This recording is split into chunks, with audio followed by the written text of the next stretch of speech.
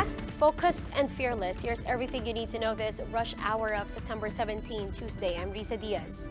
Starting off today's rush with a list of class suspensions, so students, listen up. In Metro Manila, classes are suspended in all levels in public and private schools in Caloocan, Las Piñas, Manila, Malabon, Mandaluyong, Marikina, and Navotas. Class suspensions in all levels have also been declared in Parañaque, Pasay, San Juan, Quezon City, and Valenzuela.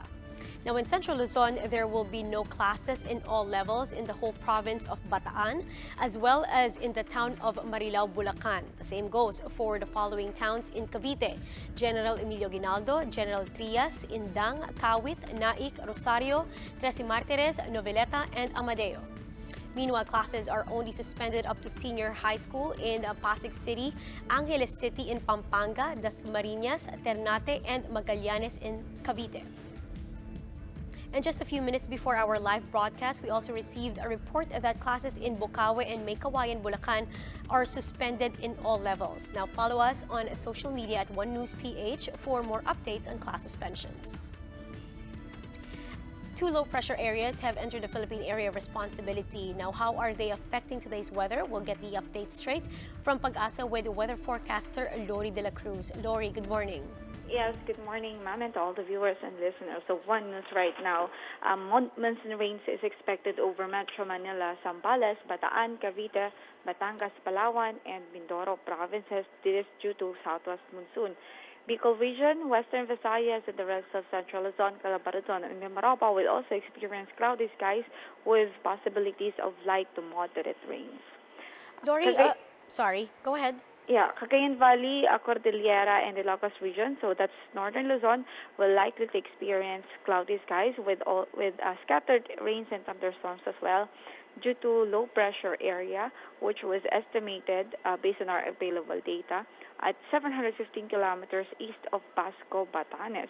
This particular weather system is we're not ruling out the possibility for this to develop into a tropical depression in the next 24 to 48 hours. So we're closely monitoring this one.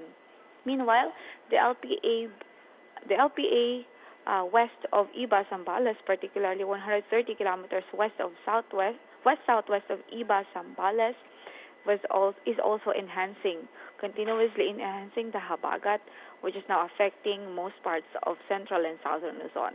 For Mindanao and the rest of Visayas, they will experience generally good weather apart from localized thunderstorms.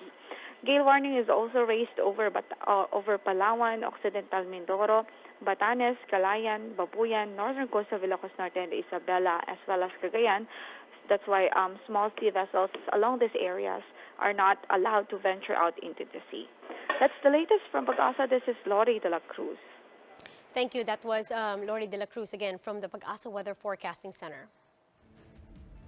Now, following the recent drone attack on Saudi Arabia's oil supply, Foreign Affairs Department Teddy Locsin believes this may greatly impact our nation. But the Energy Department insists there's nothing to worry about. Bim Santos with the report.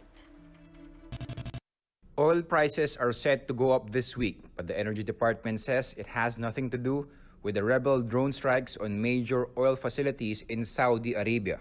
Gas prices are set to go up 1 peso and 35 centavos per liter, diesel by 85 centavos per liter, and kerosene by 1 peso per liter. But the DOE says the increase had nothing to do with the incident in Saudi Arabia, as markets were closed when the attack occurred. Dahilan to dun sa nangyari na, di ba, merong US-China na trade war. Base sa nakaraang mga news, sinasabi magkaroon ng possible resolution. The attack disrupted about half of Saudi Arabia's oil supply, which accounts for about 5% of the total global oil requirements. Foreign Affairs Secretary Teddy Boy Locsin Jr. tweeted that the incident was serious and that it will affect the country deeply, adding that an oil shortage or steep rise in oil prices will rock the Philippine boat and even tip it over. The Energy Department's data for the first half of the year shows Saudi Arabia as the third largest foreign source of oil. Energy Secretary Alfonso Cusi said in a statement, "We are seeking to ensure that the energy family will be sufficiently prepared to face the impact of the incident on the country." In the meantime, the DOE assures the public that there is nothing to worry about. Kung sakaling tumagal ang pangyayaring ito na hindi kaagad makarecover si Saudi, so meron namang ibang magpupuno sa kakulangan. Kagaya ng United States, pinamis niya na yung petroleum reserve niya, maglalabas siya. Tapos yung other OPEC member countries. The palace declined to comment and said they are still waiting for an official report from the National Defense and National Security Secretaries. Bim Santos, We Are One News. And here are the biggest stories from the dailies. Filipino Star ngayon reports that a lawmaker wants to ban private cars along EDSA during rush hours. Caloocan City 2nd District Representative Edgar Erice said EDSA should purely be a mass transport highway from 6 to 9 a.m. and 6 to 9 p.m. Erice explains rush hour traffic wouldn't be so hellish without the 300,000 private cars that ply EDSA daily, since there are only about 8,000 buses doing the same. Defense Secretary Lorenzana tells Philippine Star that he is unaware of any agreement allowing a China-backed telecom firm to build its facilities inside the country's military camps. Palace spokesperson Salpanelo said Lorenzana will look into the agreement signed last Wednesday by the AFP and Dito Telecommunity, formerly Mislatel. Now, Lorenzana, who is on official travel abroad, said he was just informed that the MOA, or the Memorandum of Agreement on the project, is on its way to his office for approval. Cebu City provincial government is standing by stricter regulations it imposed on the entry of live hogs into the province. This comes even as lechon business owners expressed how the new rules are starting to affect their operations negatively. The Cebu Provincial Veterinary Office says the African swine fever is too big a threat for the province to let its guard down.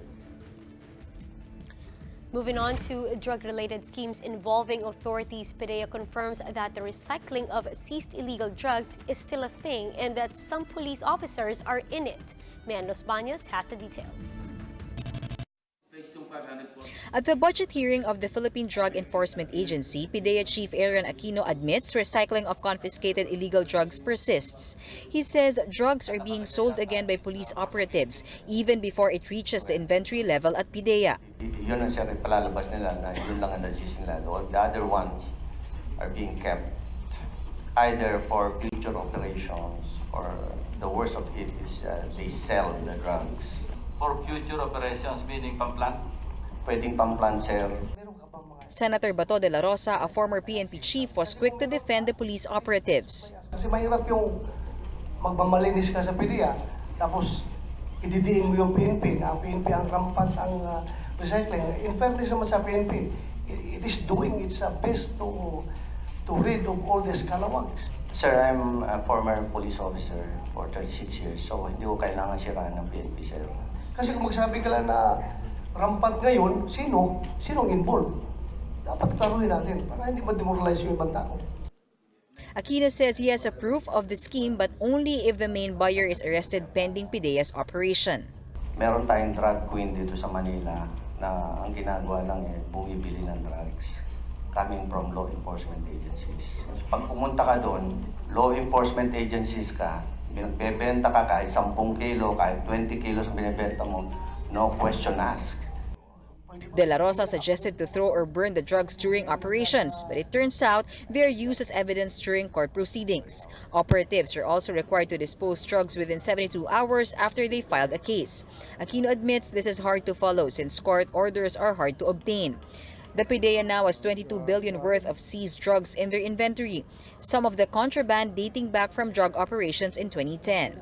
Kahit ano pagsabihin natin na yung 72 hours, yung 24 hours is not practical. 10 years is too much. Why could we not secure the authorization in the last 10 years? Ang problema, sir, after so many years na humihingi kami ng court order for the destruction, dinideny kami.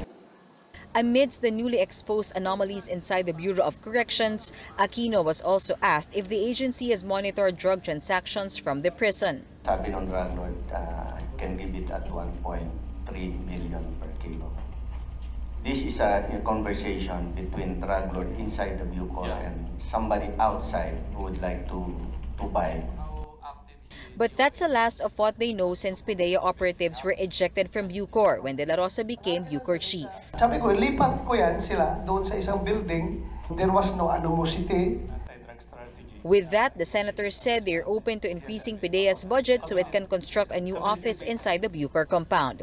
Reporting for News 5, Mean Los Baños, we are One News. Hoping to put an end to the whole GCTA mess, the Justice Department has signed its revised implementing rules, one that now explicitly says heinous crimes convicts are barred from availing good conduct credits. But is there still hope for such convicts who have truly shown good behavior behind bars? Marlena Kaide tells us with this report. Almost a month after its review, Justice Secretary Eduardo Año and Justice Secretary Menardo Guevara has signed the revised implementing rules and regulations of the Good Conduct Time Allowance Law. In the revised IRR, it is now explicitly stated that all heinous crime convicts are disqualified from GCTA and other good conduct credits. Recidivists, escapists, and habitual delinquents are also not qualified. We go to Good Conduct Time Allowance proper. Again, we reiterate these 4 classes of PDLs who are not qualified. It is also identified what heinous crimes are. The listing of heinous crimes appearing in Republic Act number 7659 or the death penalty law. All right, you will note that in that law, there is a particular class of offenses or crimes for which the death penalty is mandatorily imposed. No discretion on the part of the judge. Interior Secretary Eduardo Año, however, clarifies that convicts may still be released through executive clemency and parole. The reported release of rape and murder convict Antonio Sanchez due to his GCTA credits sparked public outrage. The president even stepped in and ordered those who were convicted of heinous crimes and were released due to GCTA to surrender in 15 days. DOJ clarifies that if an inmate like Sanchez is disqualified but had been under preventive imprisonment or served sentence prior to the effectivity of the 2013 GCTA law, lower time allowances under the revised penal code will continue. But a disqualified inmate placed under preventive imprisonment or convicted after the law's effectivity will not earn good conduct credits. While the good conduct of prisoners are assessed on a monthly basis, the GCTA will now be granted only on the 2nd, 5th, 10th, and 11th year of their detention. The grant will be made on the 2nd, on the 5th, on the 10th, and 11th years. DOJ and DILG's joint committee were given another 60 days to finish their review on the new IRR of the GCTA. For the meantime, Guevara asked the freed heinous crimes convicts to surrender to authorities, as they are committing the offense of evasion of sentence. President Rodrigo Duterte has given them 15 days or until September 19 to surrender, or else they will be considered fugitives. 612 of almost 2,000 convicts have turned themselves into the Bureau of Corrections. For News 5, Marlene Alcaide, we are One News. Stuck in traffic? Well, here's a little something for you. Navigation app Waze has teamed up with Miss Universe 2018 Catriona Gray. The beauty queen is the first Filipino celebrity voice to be part of the app's star-studded collection, which includes Morgan Freeman, Kevin Hart, and even the Terminator himself. Cat's voice will soon be available on Waze starting this weekend, but here's a sneak peek posted by a netizen on YouTube. I'm Catriona Gray for BDO, ready to help you find your way. Drive safe! And that's how today is shaping up to be. Join us again next time for another round of Rush. I'm Rizal Diaz. We are One News.